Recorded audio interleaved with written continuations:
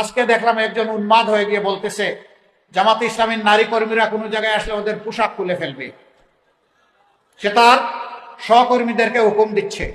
আরেক জায়গায় চাঁপাই নবাবগঞ্জে মেয়ে হয়ে একজন কথা বলেছে যে ওদের হেজাব এবং নেকাব খুলে ফেলবেন টান দিয়ে, ওদেরকে ধরে পুলিশের হাতে দিয়ে দিবেন। এর নাম গণতন্ত্র?